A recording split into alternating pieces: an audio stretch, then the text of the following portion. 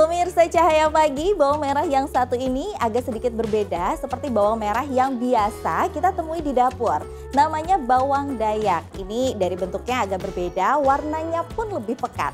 Tapi ada satu lagi yang lebih istimewa yaitu khasiatnya. Karena ketika kita lebih sering mengkonsumsi bawang dayak, ini penyakit ganas seperti kanker pun bisa luruh. Seperti apa sih? Langsung aja kita simak, ini dia tayangannya.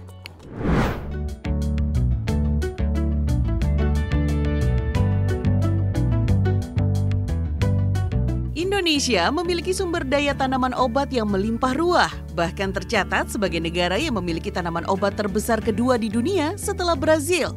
Hampir 80% tanaman obat yang ada di dunia dimiliki Indonesia. Salah satunya bawang dayak. Seperti namanya, bawang dayak sudah menjadi tanaman yang digunakan masyarakat suku Dayak di Kalimantan untuk menyembuhkan berbagai macam penyakit. Bawang dayak memiliki bentuk fisik seperti bawang merah biasa, namun memiliki perbedaan dengan kandungan senyawa di dalamnya, seperti flavonoid, alkaloid, glikosida, steroid, fenolik, tanin, dan saponin. Senyawa flavonoid ini sangat bermanfaat sebagai anti kanker dan antiinflamasi, sehingga mampu melawan radikal bebas serta mengurangi resiko penyakit yang berhubungan dengan kardiovaskuler. Ibu Oday adalah salah seorang herbalis yang telah dinyatakan sembuh dari kanker setelah mengkonsumsi aneka tanaman obat. Salah satunya bawang sabrang alias bawang dayak. Sebenarnya ada cerita apa sih di balik bawang dayak ini?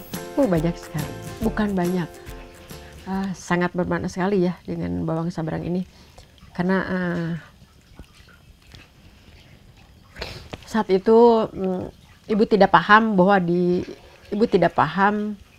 bawang sabrang ini ada di sini. Jadi ibu menunggu kiriman dari saudara saya yang kebetulan saat itu ada di Kalimantan. Jadi ibu sangat tegang sekali kalau misalnya menunggu kiriman yang namanya bawang sabrang karena ibu merasa banget bahwa tanaman ini saat itu menjadi suatu harapan bahwa dengan makan ini saya merasakan sendiri bagaimana ada perubahannya ke tubuh ibu, itu aja.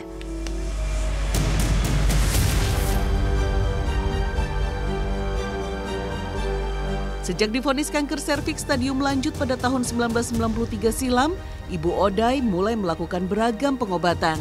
Ironisnya, penyakit Bu Oday semakin parah.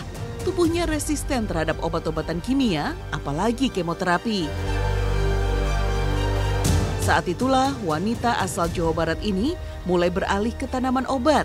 Selama 3 tahun dengan dibantu sang suami, ia dengan sabar meracik dan mengobati penyakit kanker yang dideritanya dengan aneka tanaman obat, termasuk bawang sabrang atau bawang dayak. Bu Oday seringkali mengkonsumsi air rebusan bawang dayak secara teratur, hingga akhirnya dinyatakan sembuh dari kanker.